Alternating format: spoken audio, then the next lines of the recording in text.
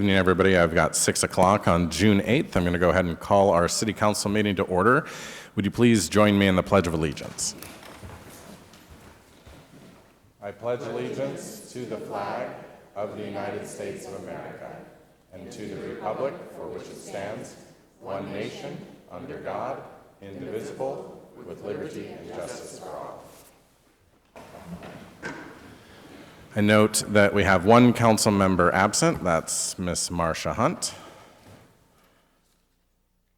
Mayor Walters. Mr. Fantini. I move to excuse Ms. Hunt. Second. We have a motion and a second to excuse the absence of Marcia Hunt.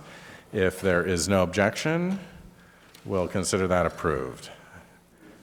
All right. We have some announcements and committee reports tonight. And I am going to attempt to share them myself.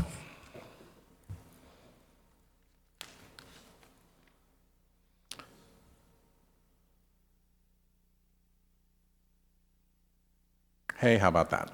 All right.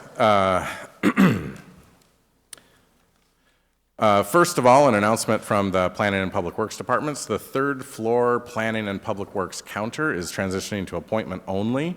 They'll be open 5 days a week again, but they will, rather than taking anybody who shows up, they will ask that you make an appointment.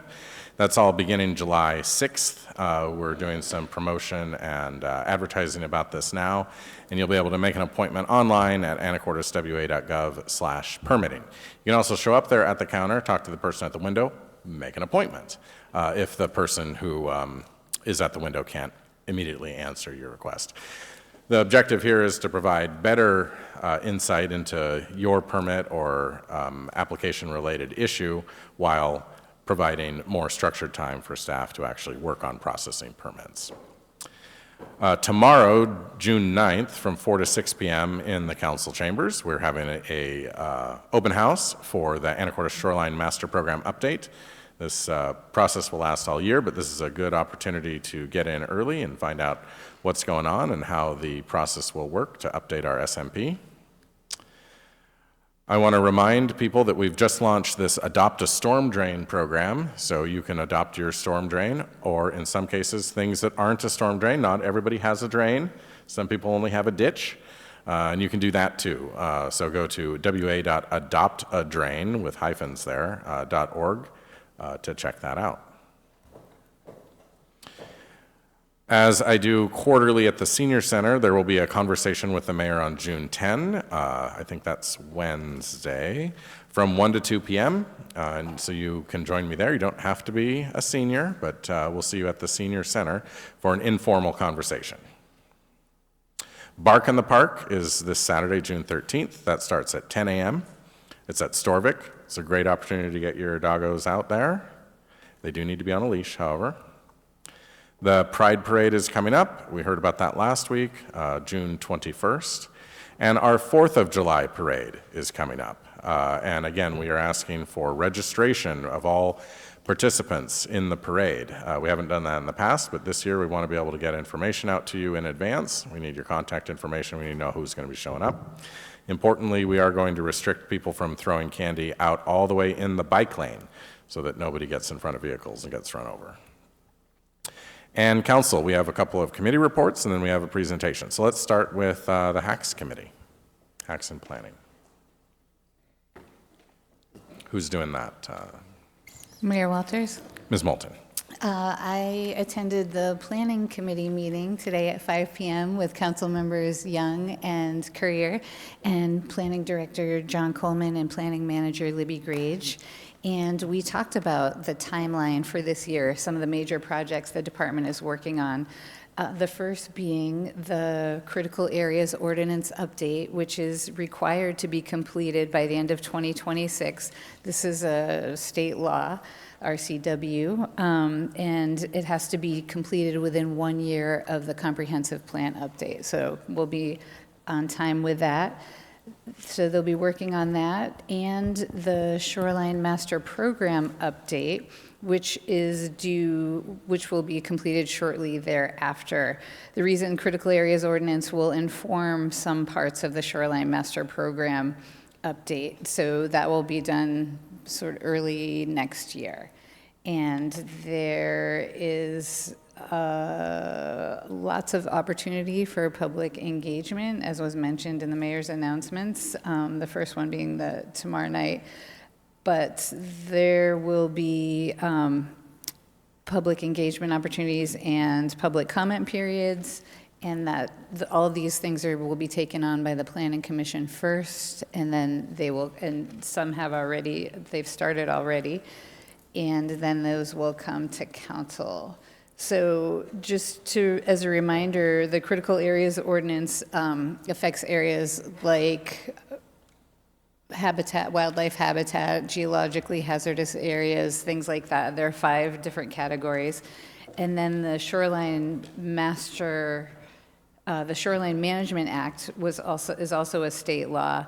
And the 2 priorities of that act are to provide public access to the shoreline and also make available shoreline for water-dependent commercial uses, and that's within 200 feet of the high water mark. And the shoreline management area it's like its whole separate zoning area from everything else in the city, and it has its own rules. So we need to update that every 10 years. We're a little bit late, as many cities and counties are, but a lot of work has been done, and then they'll be done in a very good fashion. And we also talked about mayor's executive orders to streamline some permitting processes, and more information on those specific things will be coming forward soon. We just got the brief overview. And I missed the Housing Affordability and Community Services meeting that was last Thursday. Mayor Walters? Mr. Young. Could I add to what Ms. Moulton said? On the 4th, the HACS committee met. It was myself, Mr. Courier, and the team. And Dustin Johnson from the Anacortes Family Center did a presentation about the services and the help that they do here within the city. It was great and detailed, talking about social workers, how that applies to the efforts that's happening to make sure as we have issues that come up individually as well. I think, if I might, that particular day, Luke Courier, our council member, they had an issue at his employment with mental illness. It was an issue, and the question becomes, what do you do? Who do you call? How do you begin to address some of those issues? And so the thought was that we would brainstorm that session and try to figure out how we proceed, and would recommend some bullets of what should or should not happen, who could we call. But in the discussion, though, we came to the conclusion as a committee that the best thing to do is, given that we have social workers, given that we have the Anacortes Family Center that deals with this problem on a daily basis, given we have community action that addresses this in some fashion, or any of the other stakeholders, as lay people, we felt that they would be better to create an initial bulleted point of circumstances and scenarios, and then what we would do as a committee is take a look at that and see if there's anything that we think is missing. It should be included. It may spawn new ideas about scenarios that may come up, but the end goal of it is to have a resource for people to be able to know what to do. It is shocking when it happens to you. We have mental illness all around us, and sometimes when you're in crisis, you're trying to figure out, what do I do? Who do I call to get that help? So that information will be coming forward, but the committee decided that it would prefer the experts bring forward some bulleted points, and then as a committee, we review those and bring them forward to council and mayor and anyone else. And I think that, yeah, okay, no, that was it, because, you know, we were initially talking about answers to a 911 call, so all that is consistent. Thank you. Thank you, Mr. Young. Port City Liaison Committee. Mayor Walters? Mr. Fantini. Yes, the Port City Liaison Committee met on June 2nd with representatives from the city and Port. A couple of the items that we talked about. One is, of course, there's going to be a community open house on July 1st at the new Maritime Plaza located directly behind the W.T. Preston. It's going to be from 5 to 7 p.m. to celebrate the opening of the new Maritime Plaza. So please come check it out. There will be some local entertainment, food vendors, Rockfish Brewery, all that good stuff. Also, we had an update on the 9th Street realignment reconfiguration. They're past 60% on that, and we're hoping for shovels in the ground at some point in January. Also, we were updated, there has been a leadership transition at SCOG and also a leadership transition at EDASC, but all are still very focused on bringing attention and the need there is to support business here in Anacortes, but we're looking forward to staying engaged with those two entities as they go through their leadership transition. We also talked about the North Basin recapitalization work study. Now, this is still moving forward, and they are engaging stakeholders, hoping to get some more public outreach by the end of the year. But they're still a long way out on this project. But one thing that I thought was excellent to hear was they're planning to make sure that once it's built out, it's self-supporting, which I think is a great design for anything. Also, Pier 61 is sampling for the Log Pocket environmental cleanup. And they're looking at a price tag of almost $11 million for that. Yikes. The state audit of the port is complete, and they received a clean audit, so congrats to them. We also got, we talked a little bit about the event center. There's going to be funding presentations for .09 funds on June 30th. I also wanted to draw attention, the project page on our city website has been updated and has a lot of great information about the progress of that project, the steps of that project. We also talked about their pickleball at the Port City Liaison meeting. And there will be a meeting between city and port representatives to talk about exploring some options that the port may be able to help assist us with, which is great. And then finally, Stabbert Marina, we had some great economic news, as we like to talk about, growing economics here. They had a travel lift construction that they were planning to do. That was going to be done in Wisconsin, but instead they found a way to build that here at Stabbert Marine here in Anacortes, and that is going to lead to 50 jobs and $10 million. And that's great, because otherwise that would have been Wisconsin. So it's good to have that here in Anacortes. Thanks to the port and Stabbert for their work on that. And that's it. All right, thank you. Council, do you have any other announcements, committee reports, thoughts, feelings, or emotions? Mayor Walters. We'll go with Ms. Cleland McGrath first. Hey, thank you. A couple of things. Tagging off of what Councilmember Young said about the challenges when it comes to our folks in crisis. We did a lot of work starting in 2020.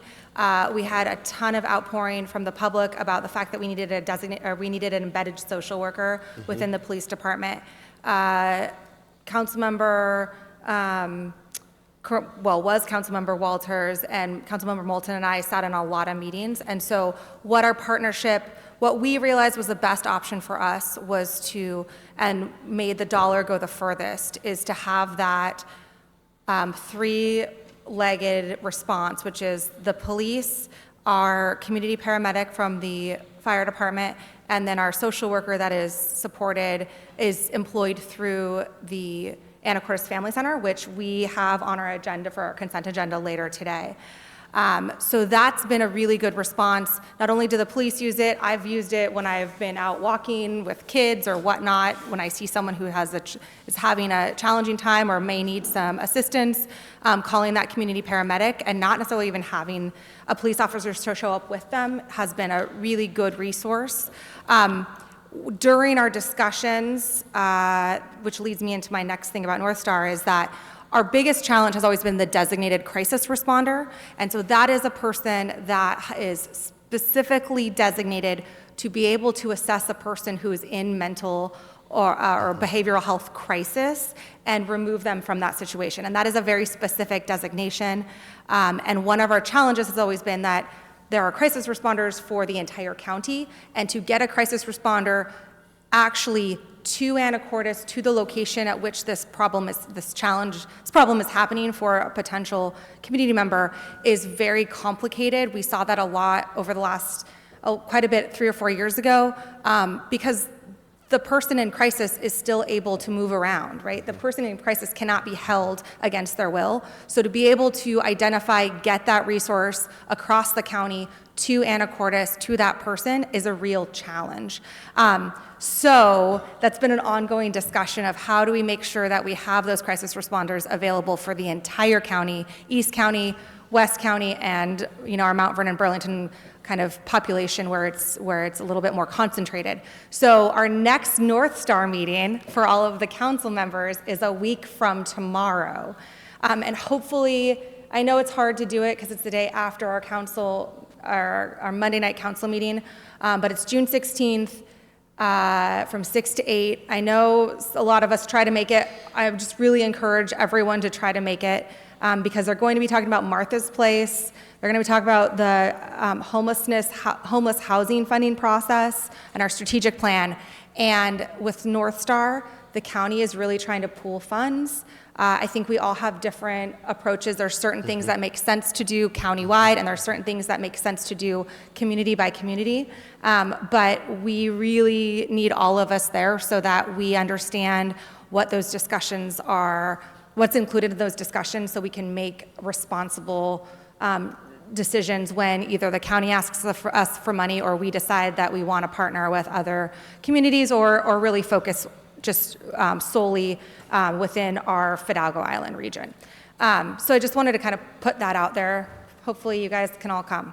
The other thing, on a different note, is that I was able to attend the Senior Center fundraiser, and it was fantastic. Carl Wolfswinkel, who's our director for the Senior Center, was on stage doing a great job. Brian Gear emceed the entire event, and I shout out to Mayor Walters, previous Mayor Gear, and Carl Wolfswinkel for taking the catwalk unexpectedly in quite the costume. So it was a really lovely time to support Meals on Wheels. And the creativity of our community and the enthusiasm was just fantastic. So well done to everyone who participated.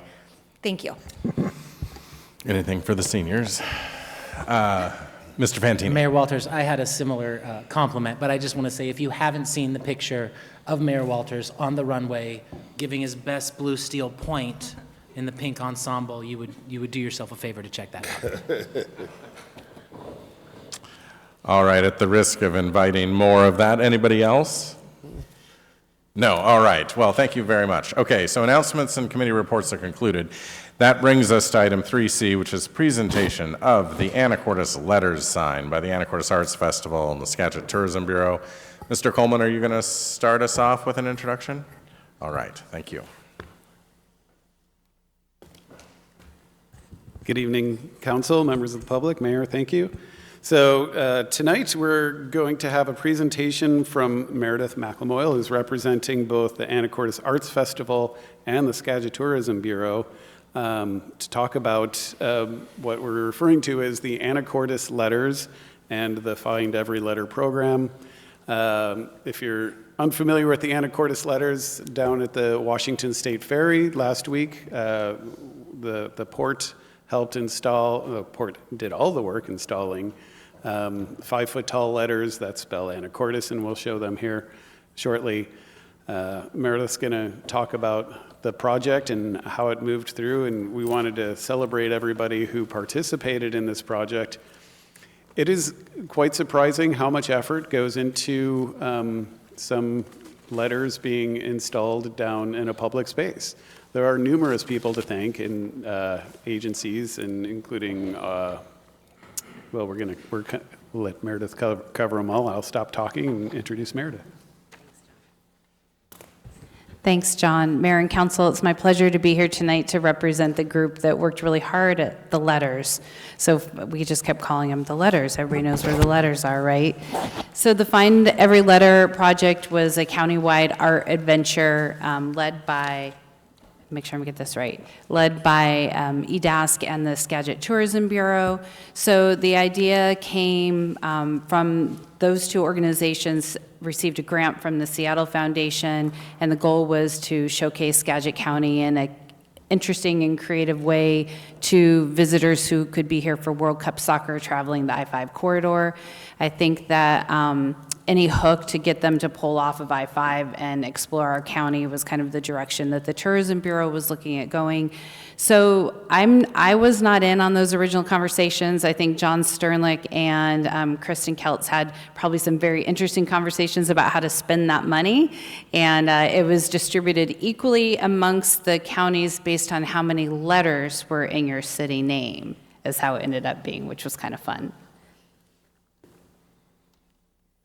So the fabrication of the letters started at Janicki. Janicki donated a lot of time and effort and came up with a plan on what this would look like.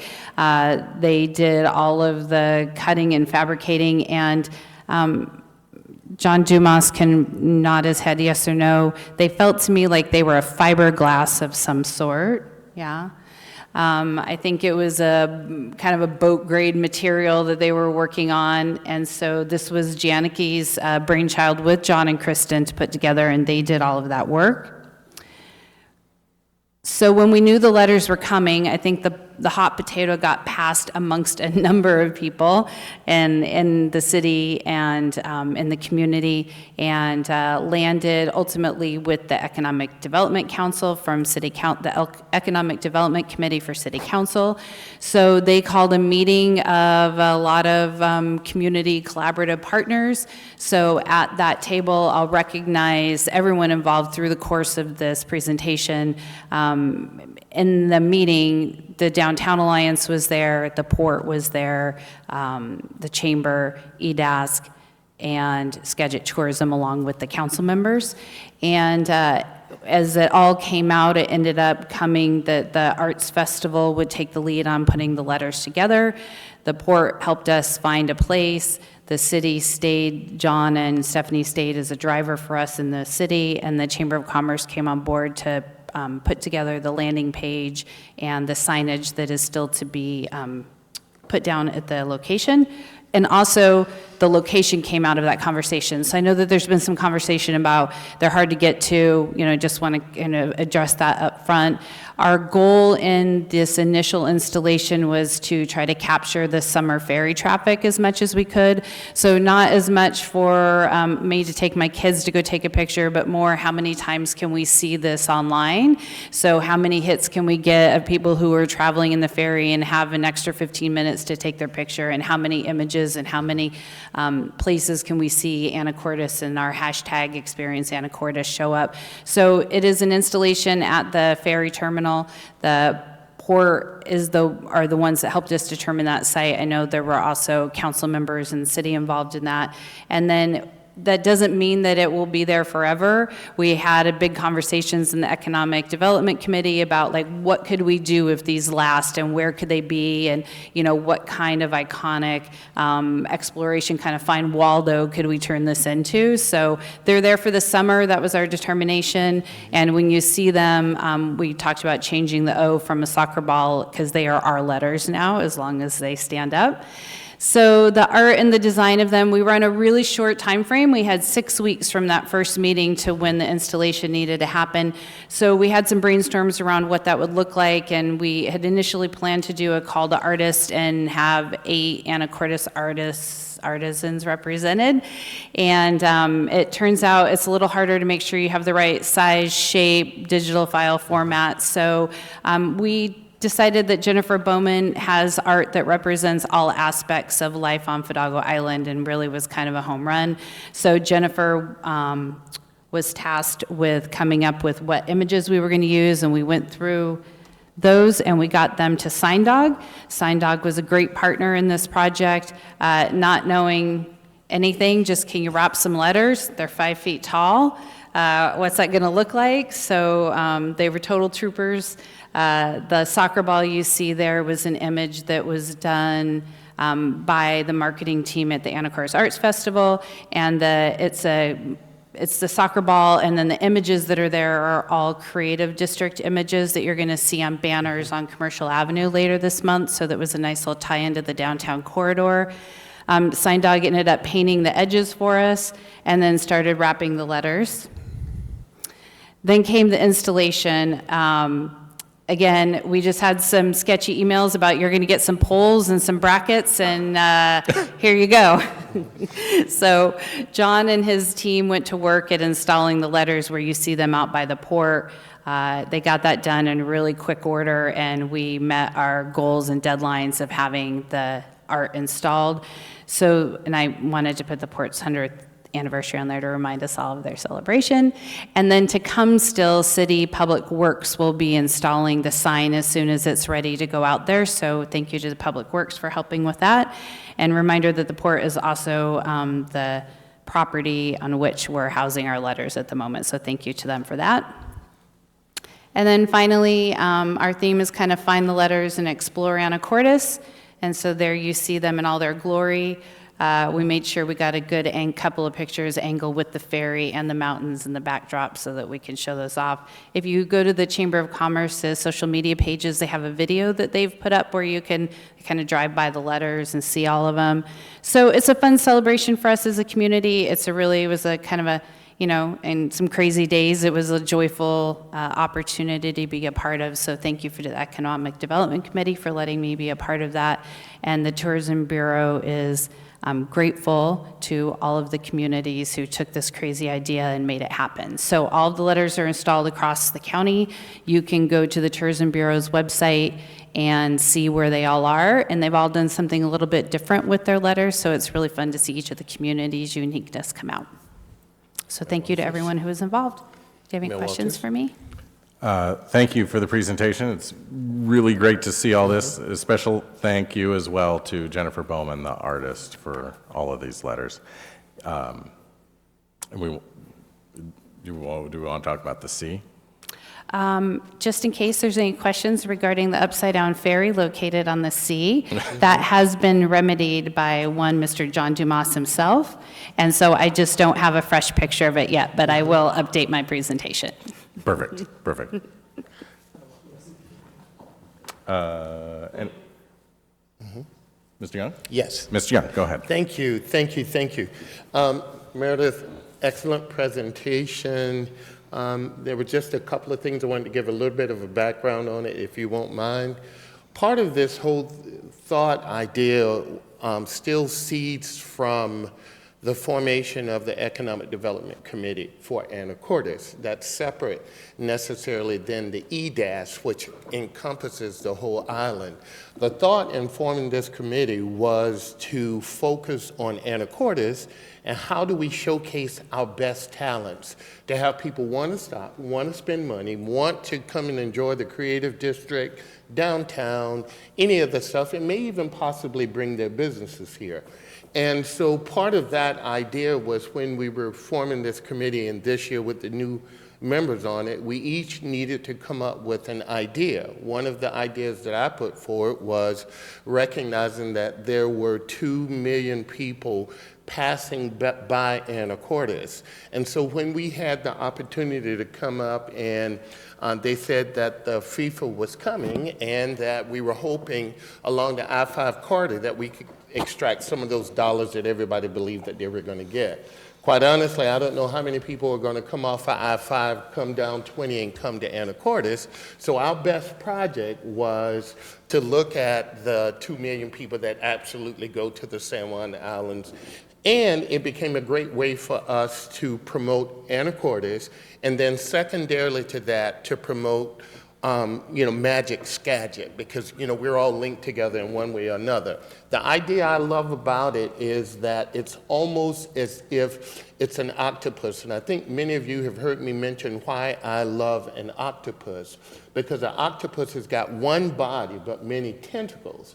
In this case, we were doing a sprint for June 1st, which was the goal. And the goal was to have these letters up. And each of the pieces of the lettering, whether that's Skagit, tourism, and Christian Celts, helping to pull together and representing all of Skagit. And then whether it was also the Chamber of Commerce, which was really about Anacortes. And so what we really had to figure out was, how do we have Jessica, we've got Christian Celts, we've got Meredith in the arts, we've got the port, we've got all of these, Jordan downtown, we had all of these pieces we needed to work with. And so the Economic Development Committee took that and used it to gather all these pieces together to hash out what we were going to do, what we could do, to keep focus on what we could achieve by June 1st. There are other ideas for what we would do later on, but economically, if 2 million people are going to the San Juan Islands every single year, 1% of those is what, 2,000? Imagine if we were to target them to come and attend our shows, to come and go to some arts festival, to come and maybe even bring their dollars here. So that was just one of the ideas, and what I really wanted to thank each of the members, and including in that is the city staff, Meredith, for tethering is a good word for what you did, those pieces together and stitching them.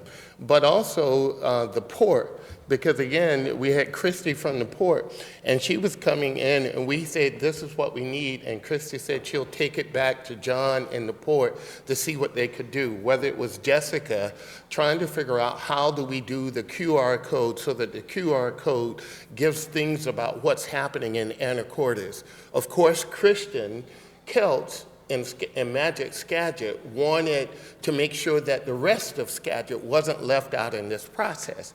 And those were all of the stakeholders we were working with in order to make it happen.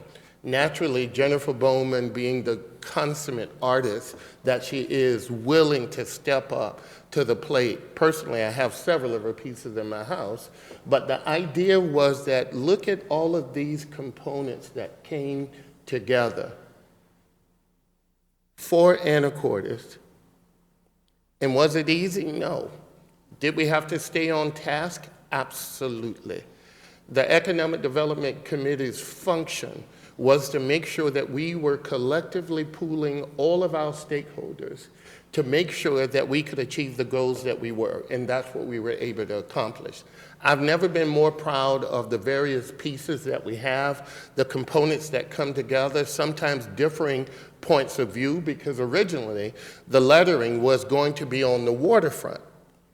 And the discussion was for it to be on the waterfront, meaning in downtown Anacortes. But if this was a view that we were going to look at as a short term to really take a look at where we might go from here, as Meredith said, the best bang for the buck, particularly given the state of cities' economic condition that we're all in, the thought was, let's target that 2 million people going through. And if, as Meredith said, that they're already going to be in line, if they got out of the line just for a moment while they were waiting for the ferry to come, took a picture, it really does tell a story about our city that we want.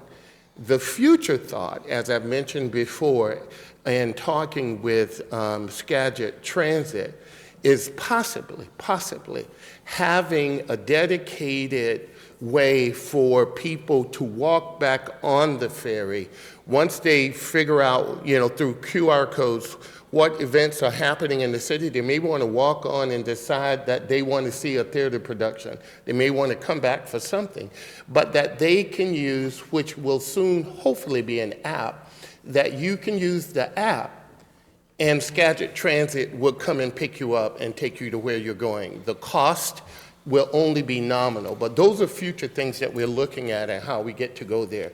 And that, again, will allow us to collaborate with all of our stakeholders, which we mean by that is the, just the arts district and what we want. So I wanted to make sure that we thank all of those people personally as part of the committee, Luke and Christine, for the work that went into it to tether everybody together. So thank you very much. You're welcome.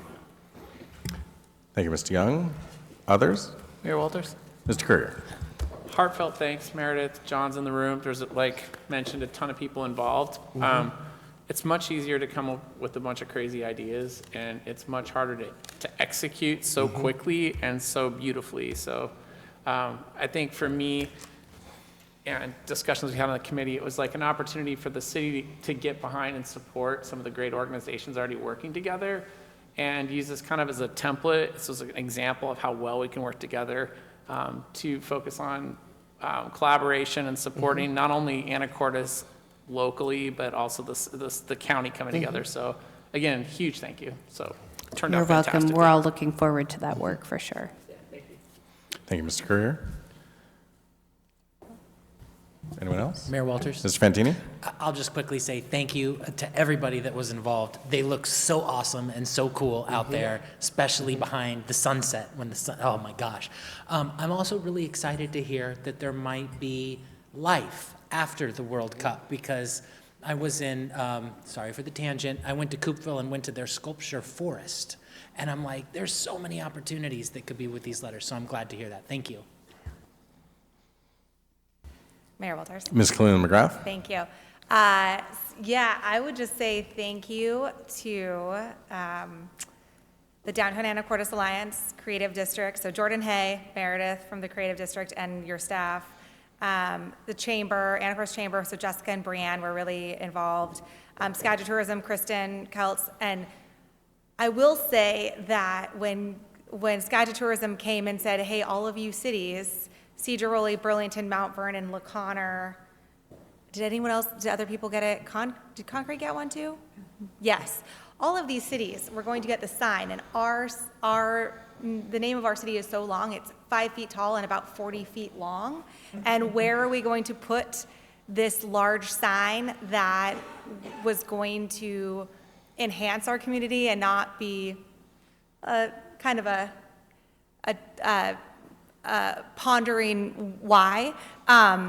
We were really lucky to have all of you, especially then the Port of Anacortes with Christy and John Dumas, to come and say like, oh yeah, we got this figured out. We all sat around a table. We were able to come up with a solution, and all of these different organizations work so well together. I think our Economic Development Committee is pretty new, and so I wouldn't say you guys made us look good, but we just got to kind of call the meeting and say, hey, here's kind of our initial idea, and all of the community, all of these members really ran with it and made it happen. I think the one last thing, there was a reference to the sign that will be installed shortly, and I think Mr. Coleman's in charge of that, so thank you for taking that lead, and I believe it was designed by the Chamber, Brianne and Jessica, but that's going to be that is going to be an informational sign next to these letters. So if people are, when you're waiting for a ferry, you might be 2 hours early and there's not a lot to do down there.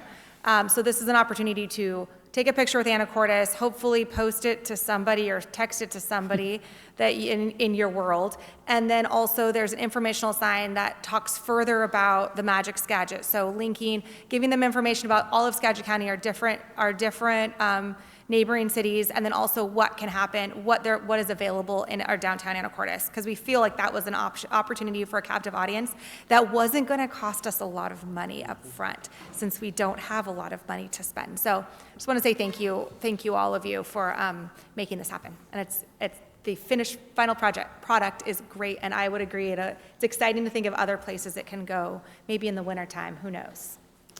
I think to have a 5'5" by 40-foot piece of public art of sorts for, a $5,000 budget, that's not going to happen more than once, I don't think. So we're pretty lucky right now.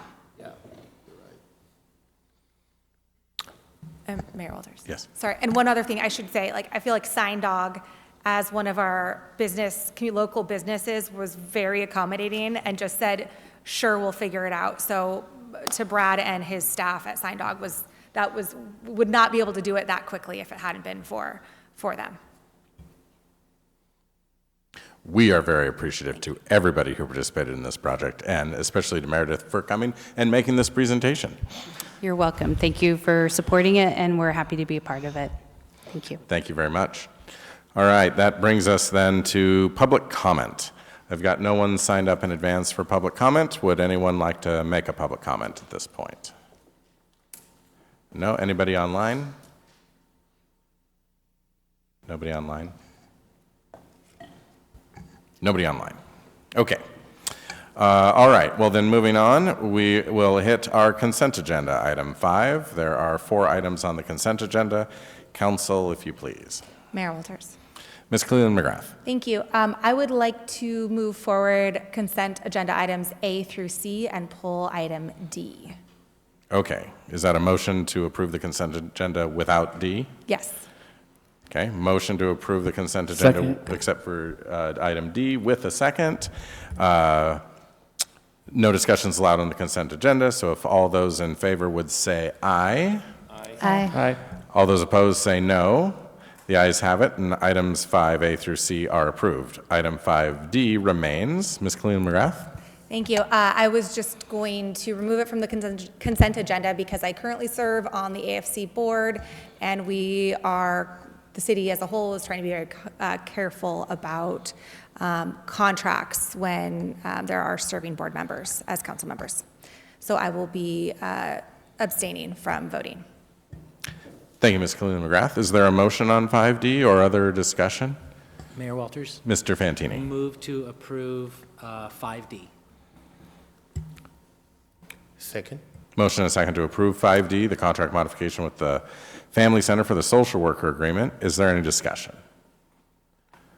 If there is no discussion, I'll proceed to a vote. All right, the vote is on the motion to approve the contract modification with the Family Center for the Social Worker Agreement. All those in favor say aye. Aye.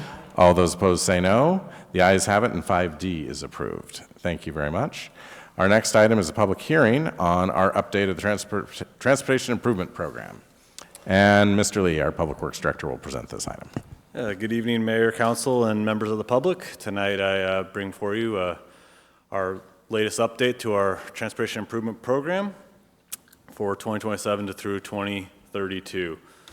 So this is a plan that we have to update every year per state law, and it includes our 6-year outlook on our future transportation plans. We basically developed the plan from the existing CFP with a few minor tweaks. Just so you guys know, this is just for the registering with the state. We're not asking for funding of these projects or any official details at this stage. This is just our future plan, and it develops a framework for funding these projects later on. So here's a map of just kind of the general area that each project is located, well dispersed throughout the city, and that's another thing that the state wants to see, is that we're targeting the city in an equitable fashion that that our projects aren't focused in one area. So we have about 20 capital projects, and we have 3 annual programs. So our 3 annual programs, you'll recognize one of them, the annual pavement maintenance program that we do every year for $1.8 million. And this has always been our CFPs for as long as I've been here. One change that we are looking at for our other annual program, generally we have a sidewalk program, and then we also have a ADA improvements and trip hazard program, and we are proposing combining those into one annual program since there's a lot of overlap between the two programs. Generally, when you're doing sidewalk extensions, you're including ADA ramps, you're fixing trip hazards. So this gives us a little bit more flexibility in some of the projects that we target, and helps kind of join those two funds into one fund. And then the last program is a new one that the Public Works is proposing to consider for the future, starting in 2028, is allocating $200,000 towards improvements in the downtown commercial corridor. Sidewalks are aging. We're looking at ways to do a more permanent fix on the sidewalks to eliminate trip hazards, provide safe pedestrian access, and replace some of the street trees that are currently devastating our sidewalks and causing those trip hazards. So, and then my last slide here just has a list of all the projects, all the capital projects that were included in the tip for this year. In your agenda packet was more detail for each one of them. On the right, we're also so we have the value that we're kind of tentatively placing. These are very high level estimates for every project. And on the right side, we have kind of where we think the funding might be coming from. Some of the grants we've applied for, the projects that we're working on currently this year or hoping to work on next year, we have been budgeted some money for projects like 12th and K. And as you can see, there's a lot of unknowns as we look out at some of the projects in 2030 and beyond. Not sure how we're going to fund those yet, but as we get closer, we will figure it out. Again, that's why we are working. Part of the reason we're submitting this tip is so that it can be filed with the state. It helps inform the regional transportation improvement plan, and then which also helps inform the state transportation improvement plan, and helps makes us competitive for grants. And so that's all I have for the presentation tonight. I'm happy to answer any questions about any specific projects or any additional information about the improvement plan. Mayor And Council, we're taking an incremental approach to improving our capital project planning. So this plan is based on our existing capital facilities plan. We made a couple of changes to the names and nomenclature to make it clearer what projects are which. We will do more of an update when we do our capital facilities plan this coming budget season, and then those projects for the following year will get rolled into the actual budget, and then the tip next year will be a breeze based on the next capital facilities plan update. Council, you have questions? Mayor Walters. Ms. Moulton? I have a question about two of the projects. Thank you for this. I actually really like the texture on this map too that's on there. It's really kind of cool looking. So one of them was the beautification of our avenue for $1 million. And I'm just very curious about that. Yeah, so I mean, basically, our recent R Avenue project, as you saw, did grassline swales, grassline median, and it's a bit of a hazard to currently maintain. Mowing it, you have the mowers have to enter and exit traffic. It's difficult to maintain the swales with the grassline conditions that they are, and so the kind of concept there is basically to replace that whole median with something that is easier to maintain, looks better, and then we'd also redo the bioswales to also be easier to maintain with either mulch or river rock or something a little bit nicer looking. It is one of the main corridors in our town, so I think you're coming down either commercial or our avenue, so having a nice looking entrance to town is an important aspect. So. Thank you. My second one I was curious about is 6th Street from K Avenue to O Avenue. I know that there were a lot of improvements done there not that terribly long ago, so I'd like to know a little bit more about this one too. Yeah, so that's another one of our kind of main downtown corridors, and the idea there is to adjust the channelization. There's sections of the street. There's not a if you drive down the road, the kind of cross-section changes and narrows down in ways, and it's not consistent throughout the whole corridor. It's kind of, it'd be part of our kind of downtown loop. If you're coming through downtown, heading out towards the ferry or heading out towards the Guaymas Island Ferry, it's a pretty frequently traveled road, and that project would have a consistent cross-section with a consistent parking shoulder and a rechannelization so that it lines up properly throughout the corridor. Wider sidewalk as well? Yep. Yeah. Because that's part of the Guaymas Channel Trail as well. Mayor Walters. Mr. McDougall. Thank you, Mr. Lee, for the presentation.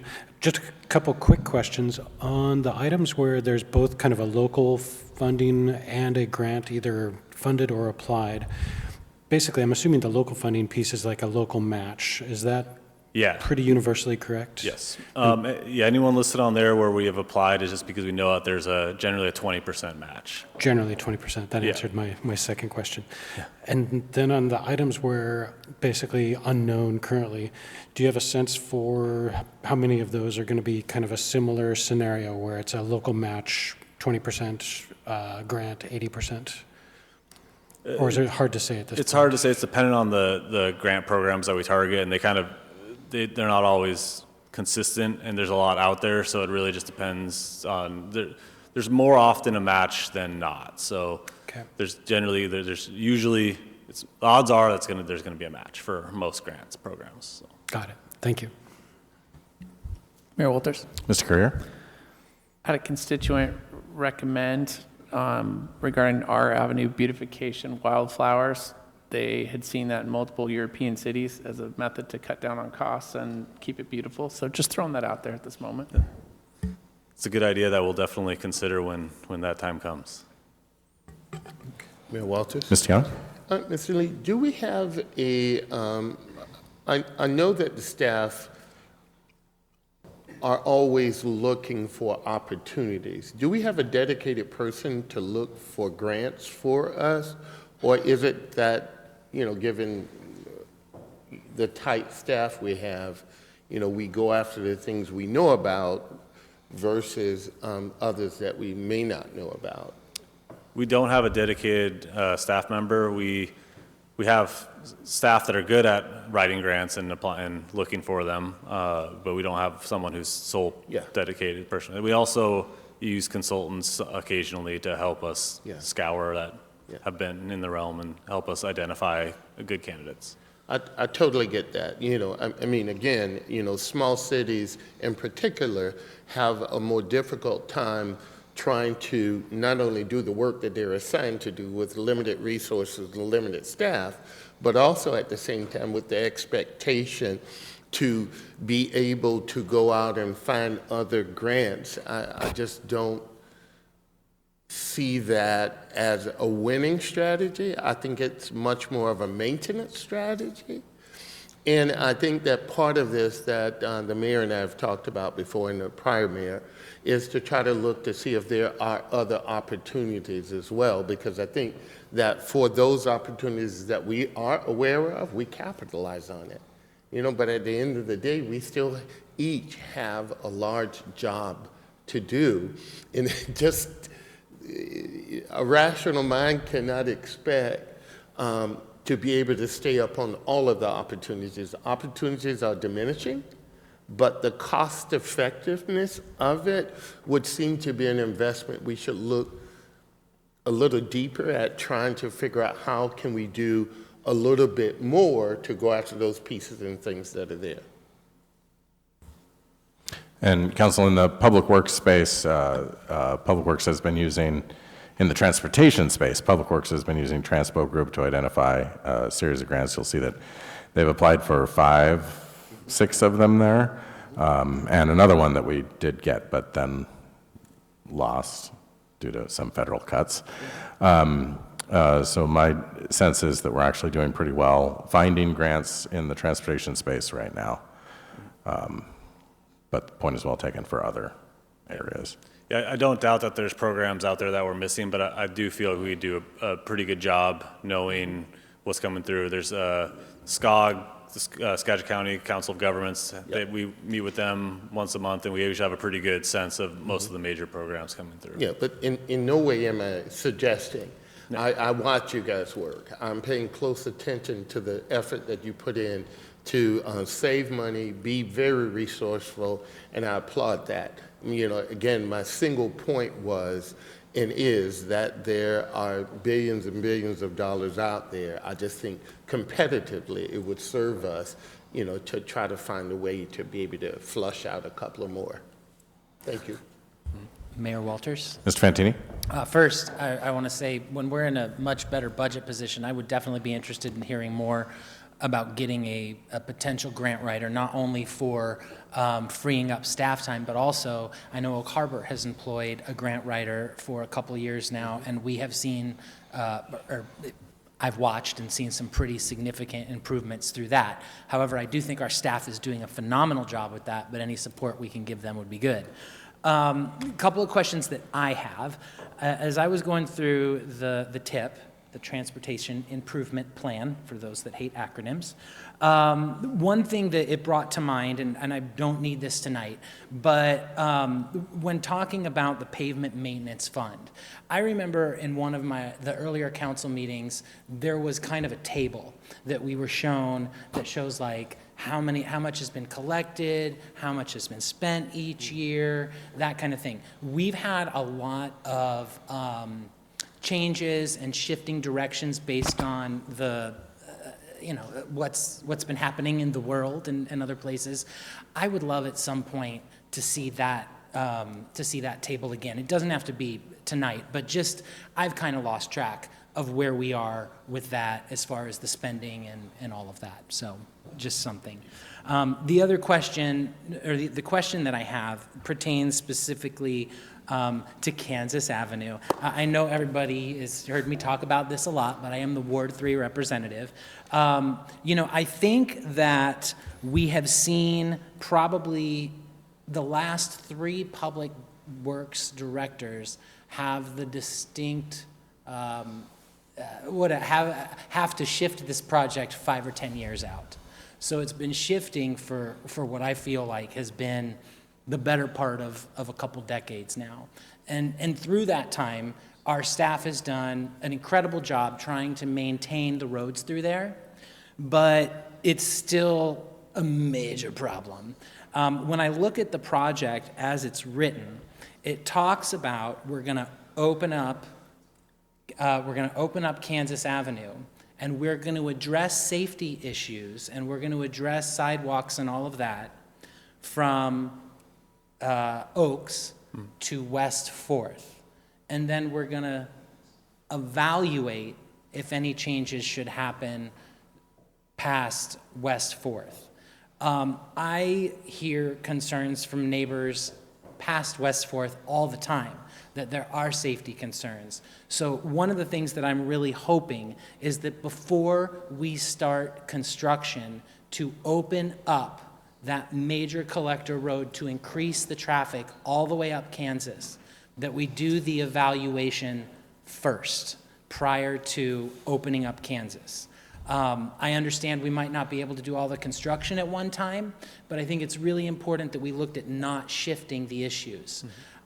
With that being said, I certainly don't want to hold it up at all, because there has been, it's more than just a Kansas Avenue problem. It's also the streets that go the other direction problem, because all of the streets that go, I think, north-south are wider. And so they're meant to have traffic. The streets that go east-west are not. And so I'm just really want to keep beating the drum for that project, but also making sure that we're looking at the full scope. Because what I would hate to have happen is for us to take really good care of those first 2 blocks and then create a whole nother issue for the 4 blocks in between. So just wanted to put that out there. Do you want to pause there for a second? Yes, please. Certainly the project has expanded in scope since it was initially conceived. Mr. Lee, do you want to talk about your current thinking with respect to this project? Yeah, so when we scoped it out a year or so ago, we were looking at it almost exactly how you said. So included in the scope to design the improvements from Second to Third, and then Third, Fourth, that corridor. The part of the additional scope would be to evaluate safety concerns at Fifth, Sixth, Seventh, and Eighth, I believe. But the remaining ones, because we knew as soon as that corridor is open that it's going to, I mean, the traffic volume is going to increase significantly through that corridor. And so there was minor improvements that we could do at those other intersections that would be part of that initial project.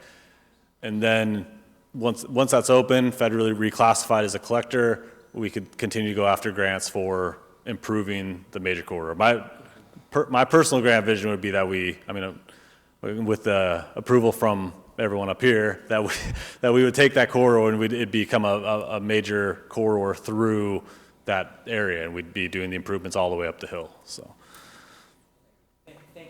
I appreciate that we're taking that approach. Thank you very much. Last one, because there's one more Ward 3 project on here. I just wanted to, I didn't see it initially in the capital plan, but I really like the fact that we are going to do some tree trimming around Pennsylvania and Anacortes, because there is definitely some issues up there. So I'm glad we're going to be addressing those, even if we're addressing them in 2030. So thank you. well, one last thing I want to add about Kansas is we are currently looking into ways to skirt the rule of the federal classification of the roadway in order to get grants. So we're currently working on trying to get it classified in a way that we can then get grant funding for this initial phase. But it's a little tricky, but we are trying to approach this project in different ways to accelerate the timeline, because I know it's a project that's well wanted through the community. So. Yeah, myself as well as many constituents really thank you for your effort on that, seriously. And the Kansas project may end up being more than just a street project, but also a stormwater project and other utilities. So. Council, any other questions before I go to the public hearing? Mr. Walters, Mayor Walters. Mr. Young. Just one follow-up question. I know this is a bit outside of that, but I think it's within the purview of what we're discussing. There was, I think, some discussion about the roundabout at the south end of Commercial and trimming the trees just a little bit. And I think that because it's along the, 20, that we have to get certain permissions to either remove or could we trim? I mean, I know you got your hands full, and I want to say that right up front. I know you do. Has there been any movement toward that? Even if we can't remove them, can we trim them in certain ways to allow for a greater viewpoint of that, wonderful piece of art? We have Parks working on that project rather than Public Works, and they are continuing to plan to remove some of the evergreen trees. Okay. I hear you, and I because they appreciate think that pruning wouldn't look very good. Okay. Yeah. All right. Thank you.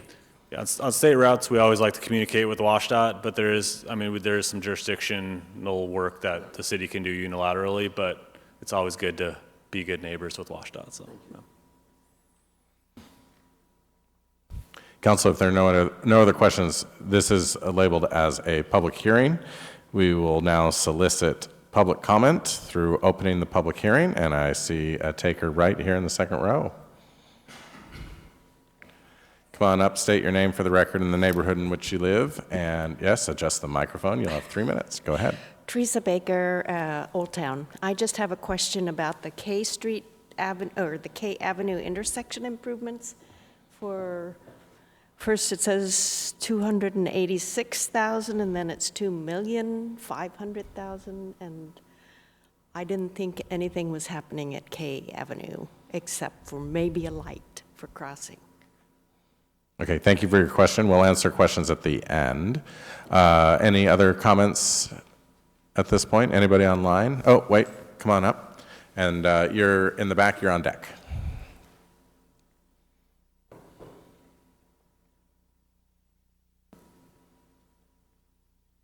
Ron Johnson, I'm on... Would you adjust your mic a little bit? Okay, Ron Johnson, Better. I'm Thank on Oaks Avenue, Ward 3.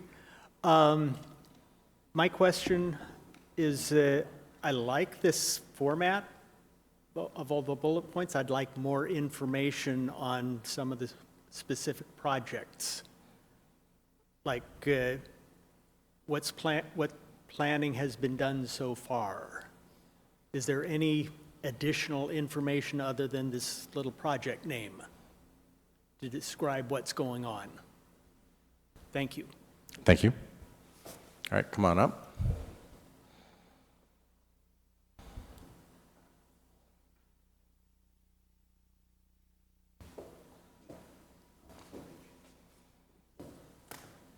Hi, Dave Duff, West 3rd Street. TJ and I were discussing the Kansas Avenue project earlier this afternoon. Yeah, I get it. I hear the concerns about the potential safety problems that might develop as a result of the Kansas Avenue project and the need to take a comprehensive approach to those.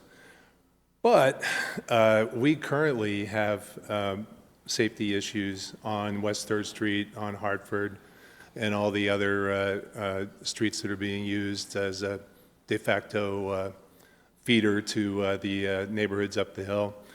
Don't want to see that those theoretical concerns are given a higher priority than the very real concerns we currently have on West 3rd. That residential street was never meant to be a feeder, a collector, and we have so many driveway cuts there that it's only a matter of time before something serious occurs there. So with that in mind, I get it. There's a budget crunch right now. I see that the Kansas Avenue project, in any case, has been pushed out to 29. So we have, in theory, about 3 years to wait for that. In that interim period, could we look at applying some Band-Aids to our safety situation on West 3rd? Some sort of low-budget traffic calming features, perhaps? Don't want to say what those could be. I'm not the authority on that type of thing.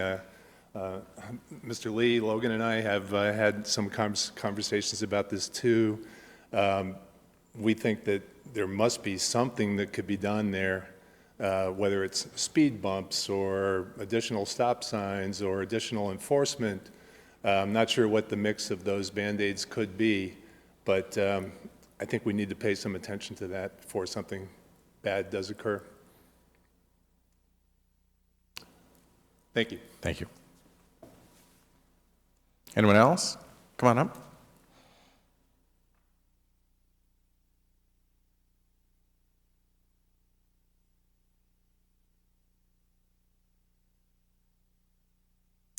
I'm Clara Duff, and I'm Dave's wife, so of course I have to add a few points. First of all, I wanted to thank the gentleman there for mentioning the fact that this has the Kansas Ave, thank you, sorry. The Kansas Ave completion has been an item, as far as we know, in public discussion with community members like us giving input ever since at least 1994. So we're talking a very long time. Secondly, about the driveway cuts, I just wanted to specify, which you have on the handout that Dave gave you, that the comparison that we're talking about, and yes, we do need to talk about safety issues for the proposal.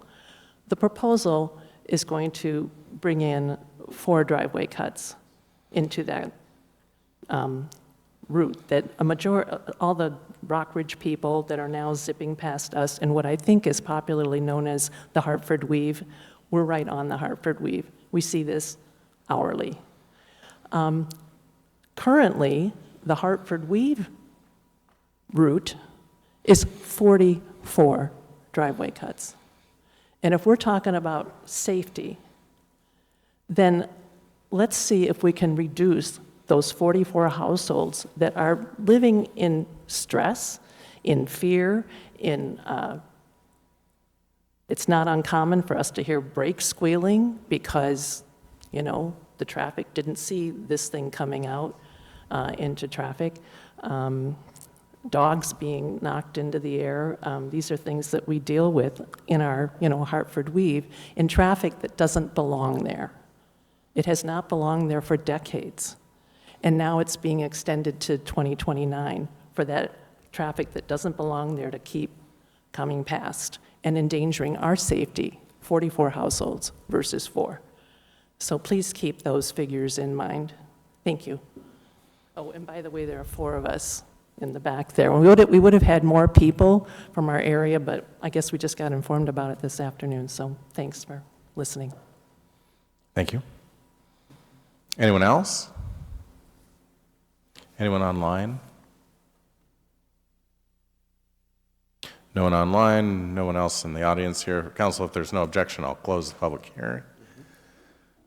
Hearing none, the public hearing is closed. Mr. Lee, could you answer a couple of questions for us? First of all, what is the insane plan for K Avenue and 12th Street? Yeah, so on 12th and K, we received grant funding for just the initial design and planning phase, and that's what we are currently, we're currently at the very early stages, working on contractors or consultant selection right now. The actual part of that planning phase is to determine what we're going to do to address so 12th and K is one of our only failing intersections. Something should be done about it, and so we received the grant to do something about it. What that is unclear at this time. It could be something rather small, restricting left turns, right? Something like that, up to a roundabout or a new traffic signal. The end goal is a little unclear at this point, but we wanted to leave in kind of an allocation in case it went in that direction, and that was the ultimate design choice that we went with. So it's to be determined what exactly is going to happen at that intersection. But And we have money for design, but not construction. Yeah, we haven't received a grant for construction until we will, depending on how the planning phase goes, we'll go after grant money for whatever the actual design, the construction ends up being. So. And can you point to where more information, more detail on each of these projects is located, can be found? Yeah, so the projects that we are working on, they get project pages as they kind of become a real project. The information for all these projects, for the actual TIP projects, a high-level summary is available in tonight's agenda packet.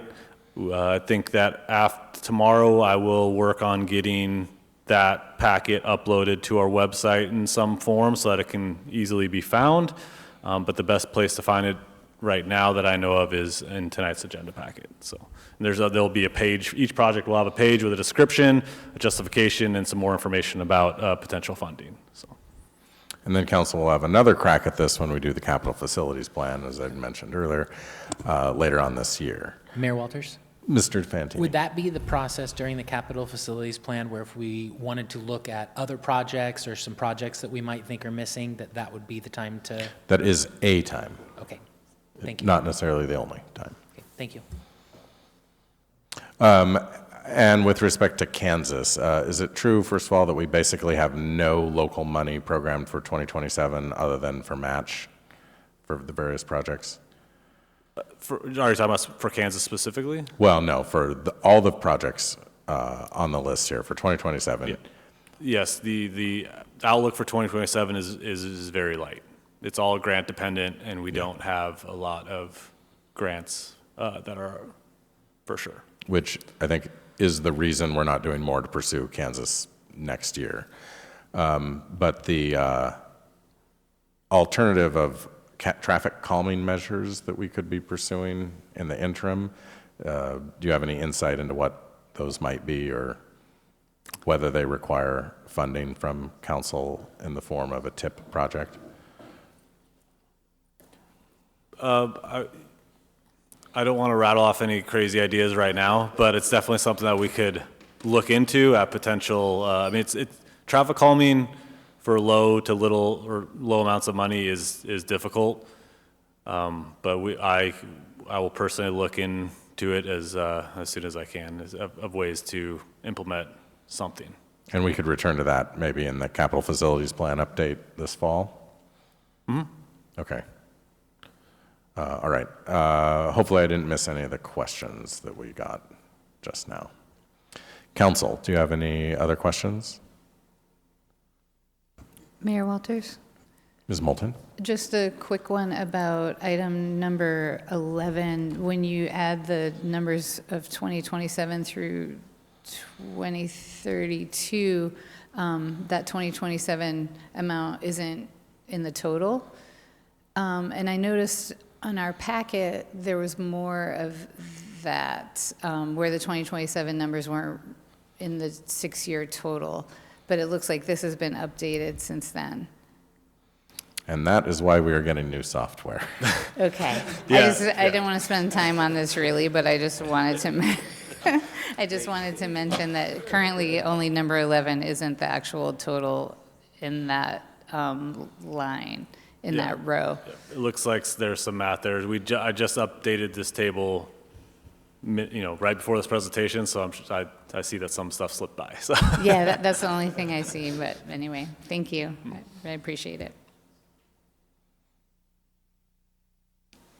Council, any other questions or discussion?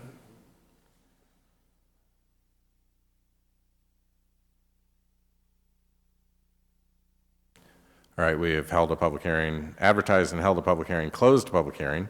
Would you like to adopt, modify, delay the tip? Mayor Walters? Mr. Fantini? What is the requirement to approve this plan? Voting to adopt this plan tonight would be ideal. We have to adopt it by July 1st. So if there are changes or revisions and you would like us to bring it back next week, we can, but after that, the timeline gets a little tight. Okay, thank you.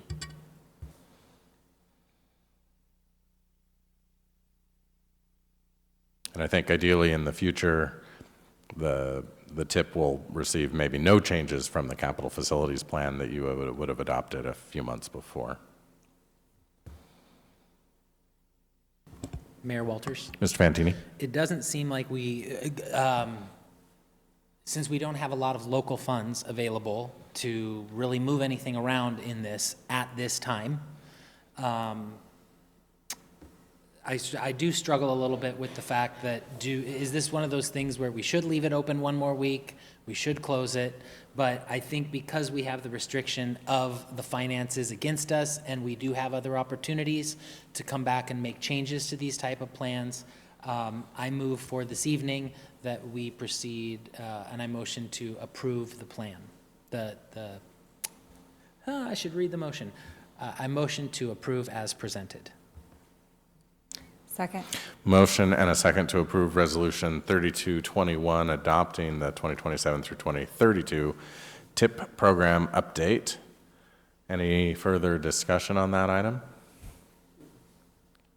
Hearing none, we'll call for the vote. The vote is on the motion to approve Resolution 3221, adopting the TIP update. All those in favor say aye. Aye. All those opposed say no. The ayes have it, and the motion and the resolution is approved. Thank you, Council.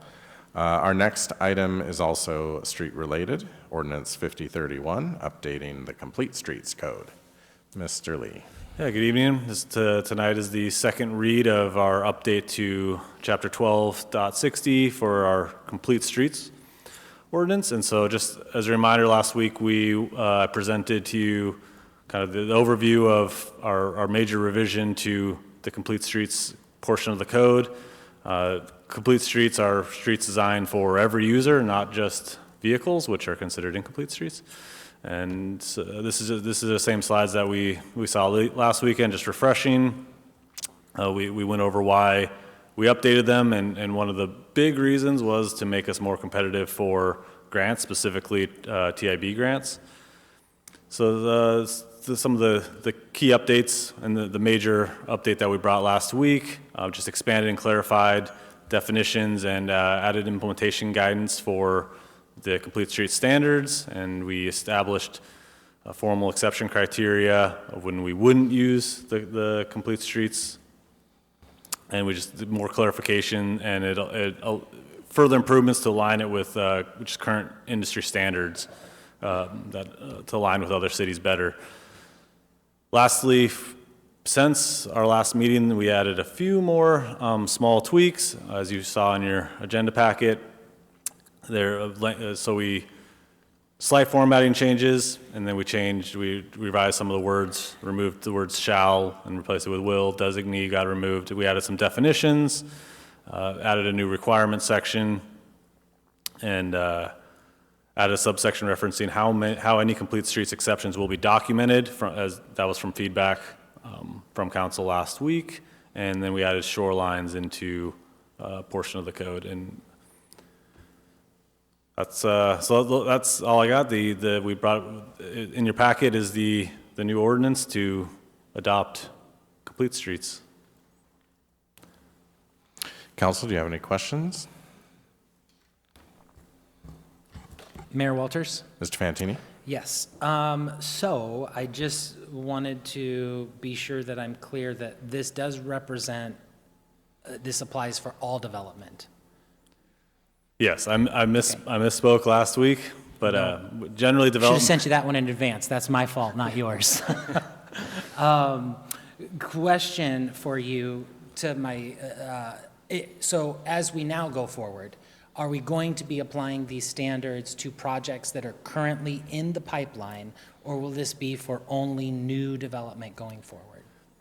I mean, it'll apply to new development going forward, but I think it's important to note that per our current street standards and frontage improvement standards, most developments generally follow. There's not going to be a significant change. Our engineering standards and our frontage and our street design standards generally follow and meet a majority of complete streets. But there also aren't a lot of developments that are currently constructing streets, that we don't have any major short plats or long plats coming through where they're going to be constructing streets. So it won't affect any current or be any major changes to current development practices. Okay. And I did appreciate the clarifying language around exceptions that was added, so thank you for that.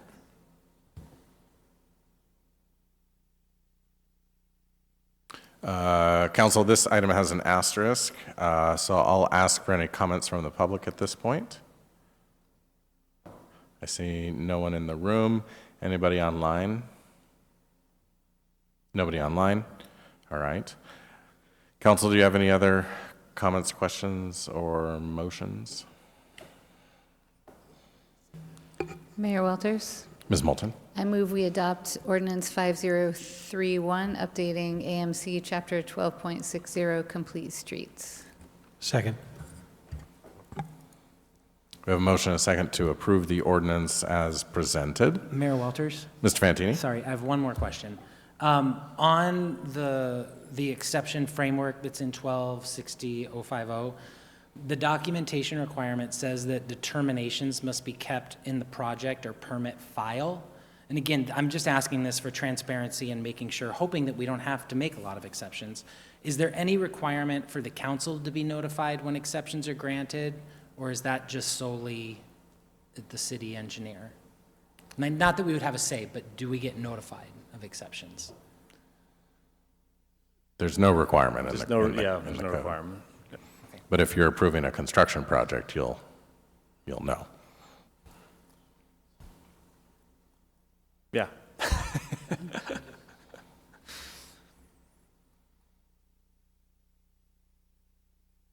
Council, any other discussion? Mr. Fantini threw me off there. Did we already have a motion and a second to approve? Okay. Then, hearing no discussion, we'll proceed to a vote. Okay. Mr. Francois, would you please call the roll? Ms. Cleland McGrath. Yes. Ms. Moulton. Yes. Mr. McDougall. Yes. Mr. Fantini. Yes. Mr. Courier. Aye. Mr. Young. Yes. Mayor, the ayes are 6, the nays are 0. The ayes have it, and the motion is approved. Thank you, Council. Thank you, Mr. Lee. Our next two items will be presented by Ms. Moyle, our HR Director.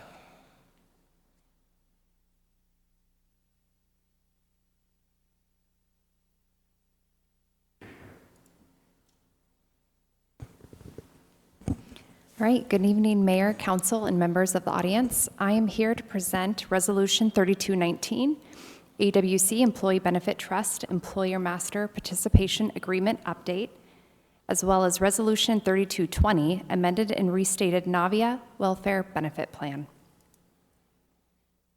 So to provide a little bit of background, the city's benefit trust that we use is the Association of Washington Cities.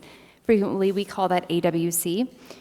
What that does is it pools resources from participating cities to provide employee benefits, and those benefits include health, dental, vision, life insurance, and employee assistance programs. Updates today are strictly just to maintain current and compliant employee benefit documents. Then we have Navia. That's our administrator for employee flexible spending accounts, that's FSAs. The city currently has 2 healthcare FSAs and 1 dependent care FSA. Again, this is updates to required notices and disclosures. For Resolution 3219, why the update? Specifically, AWC reached out to us directly, and they said that they would like us to update our employee enrollment counts. This is because we are preparing for electronic benefits enrollment. So right now, our employees use paper to do all of our enrollment forms. Right now, we would like to take it online. So in order to do that, we're going to clarify employer contribution levels by FTE status, which reflects our current contribution practices. So there's no differences to the contribution. We're just going to reflect that online. Key points here, our full-time employees is 0.75 to 1.0 full-time equivalent. A part-time employee is a 0.50 to 0.74 full-time equivalent. And this is administrative update only for online enrollment build-out. No changes to benefit offerings, employee eligibility, or plan design. For Resolution 3220, why the update? The plan documents have not been updated since 2016. Again, this is Navia reaching out to us saying, hey, we need to get current. This is to ensure compliance with current federal requirements. We are required to distribute summary plan documents to all of our employees, so this gets us up to date.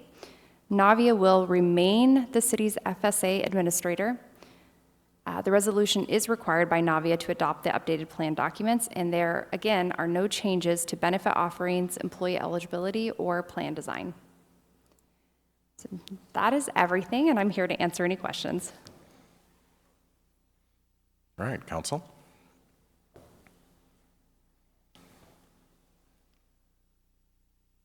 Mayor Walters. Mr. Courier. Seems pretty straightforward. Just would move that Resolution 3219 be approved to approve and adopt the AWC Employee Benefit Trust Employer Master Participation Agreement, update effective July 1st, 2026. Second. We have a motion and a second to approve Resolution 3219. Any other discussion on this item? Any discussion at all on this item? Hearing none, I'll proceed to the vote. The motion is to approve Resolution 3219 regarding the AWC Employee Benefit Trust. All those in favor say aye. Aye. All those opposed say no. The ayes have it. Resolution 3219 is approved. You have one more resolution on this agenda item. Mr. Courier. Oh, sure. Mayor Walters. I move that Resolution 3220 be approved to approve and adopt the form of the amended and restated Navia Welfare Benefit Plan effective January 1st, 2026. Second. There's a motion and a second to approve Resolution 3220. Any discussion on this item? Hearing none, I'll proceed to the vote. All those in favor of approving Resolution 3220 regarding the Navia Welfare Benefit Plan say aye. Aye. All those opposed say no. The ayes have it, and Resolution 3220 is approved. Thank you, Ms. Moyle. Thank you. Ms. Swetnam, come on up for contract approval with respect to the Whitmarsh landfill remediation site. Thank you, Mayor Walters and members of council, members of the audience. I don't have slides for you. This item has come about relatively quickly, and we've tried to move fast to accommodate a request. So the background here, the agreement is in your packet. It's a discharge agreement with Skagit County, similar to other discharge agreements that the city's entered into. with other entities that wanted to discharge water to the city's sanitary sewer system.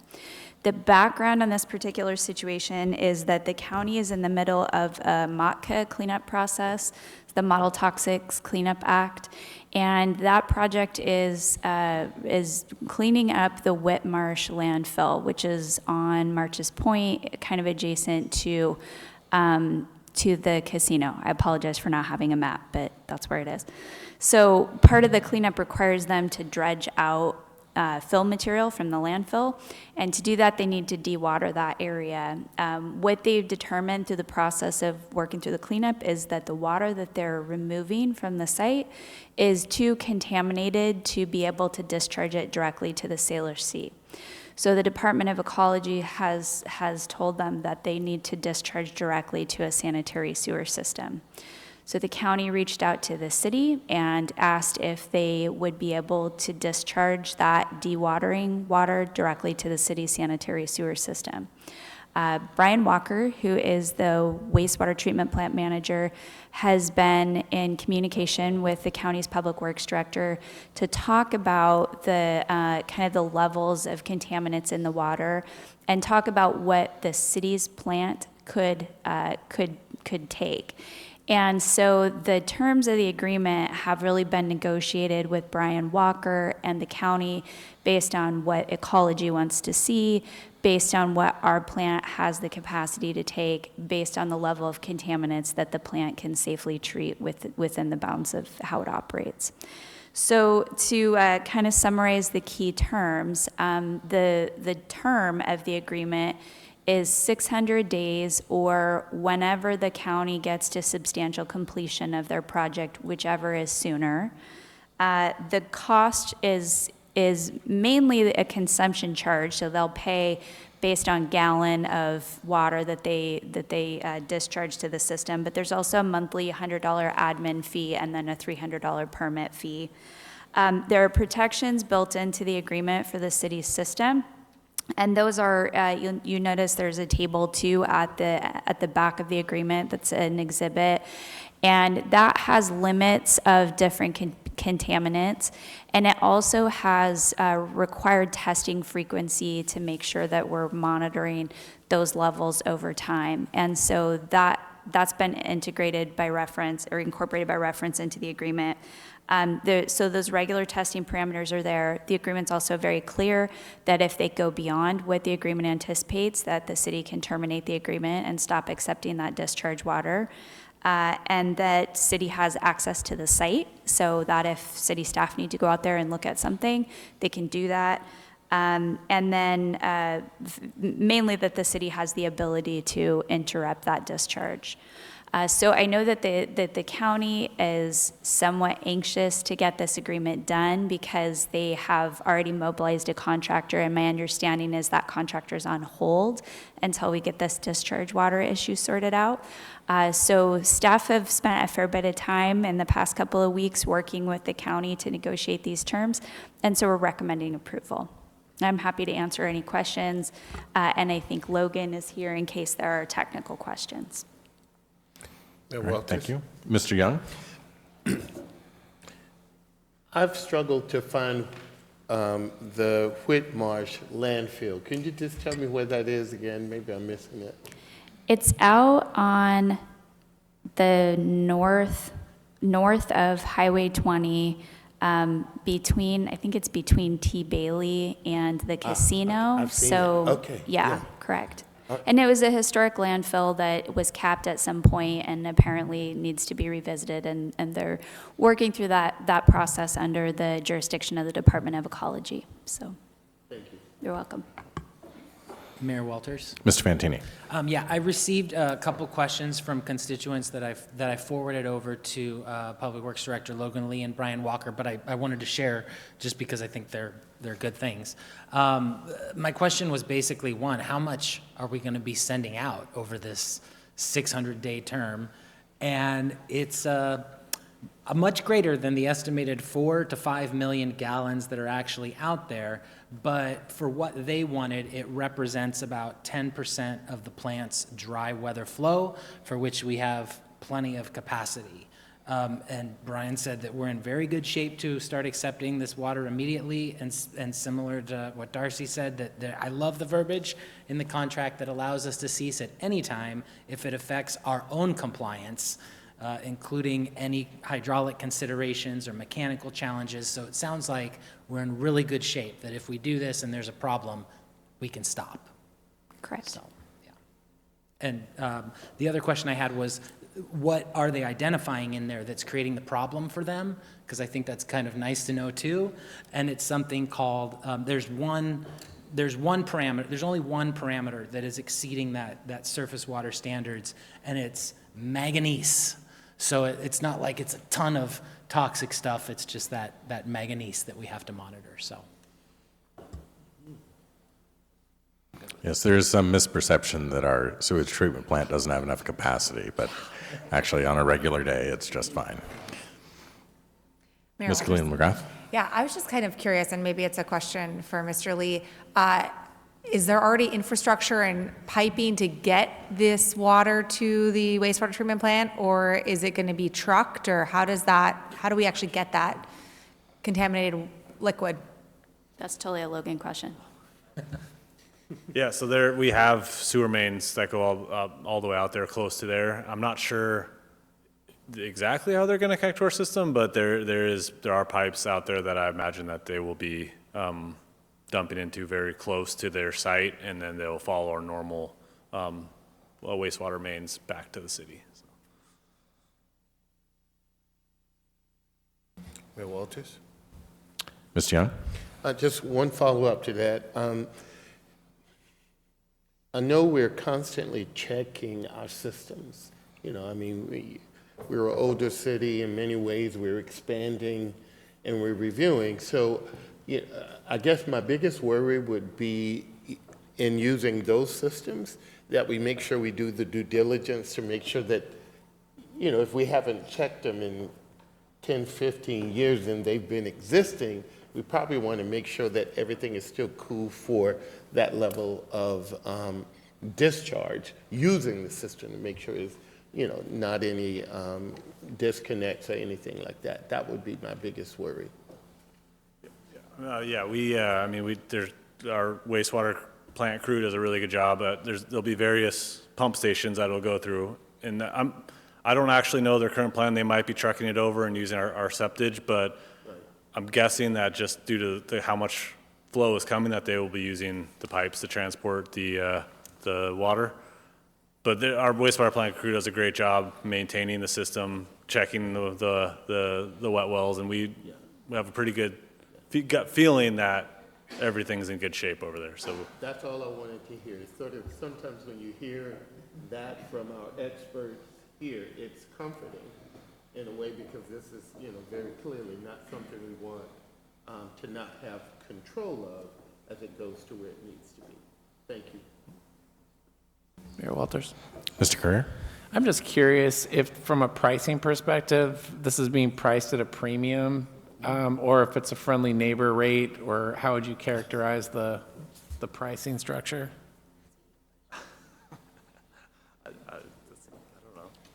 To be honest with you, I don't know the answer to that question, but I do know that Brian Walker has been taking the lead on discharge agreements with other entities, and my understanding was that this was on par with what the city's charged in other agreements. I'm happy to track that answer down if that's helpful follow-up for council, but we typically don't, you know, give discount rates on things as the city, and my understanding is this is fairly standard.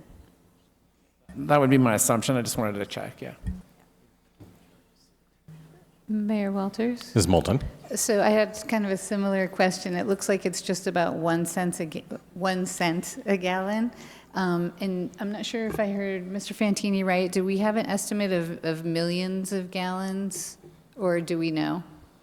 I'm just curious, because if we do 1 million gallons, it's $10,000. I don't know. I'm just throwing that out there. It's 10%. I don't recall offhand what we're looking at, but I do believe it's in like the 4 or 5 million gallon range, if memory serves. Okay. Yeah, and I just also want to say I appreciate the thoroughness and the detail level in this contract and all the work that Mr. Walker has done to get us to this point and working quickly with the county, who is obviously one of our main partners. So if there are no other comments or questions, I would move that we approve the contract as presented. Second? There's a motion and a second to approve the contract with Skagit County for the Whitmarsh Landfill Remediation Site Water Discharge Agreement. Any other discussion? Hearing none, we'll proceed to the vote. The vote is on approval of the contract. All those in favor say aye. Aye. All those opposed say no. The ayes have it. All right. Thank you, Ms. Swetnam. Thank you, Mr. Lee. We're going to go on now to a closed session for collective bargaining per RCW 423144B. We're currently projecting it will be about 15 minutes, but if we need more time, we'll come out and mention that we need a little bit more. We'll have Mr. Hoagland, Ms. Swetnam, Chief Floyd, and Ms. Moyle in the room. Thank you all. See you all next week.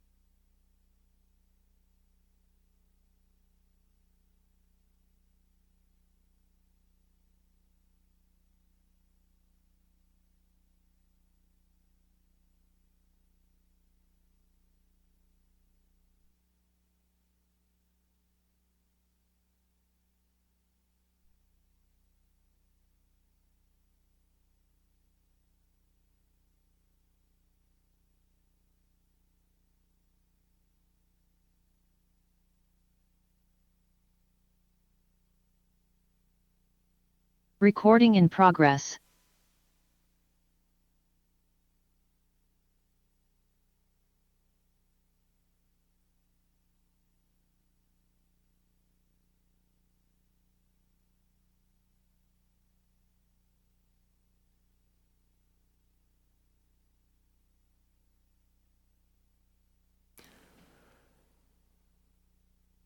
The closed session will continue for an additional 5 minutes until approximately 8:03 p.m. Thank you.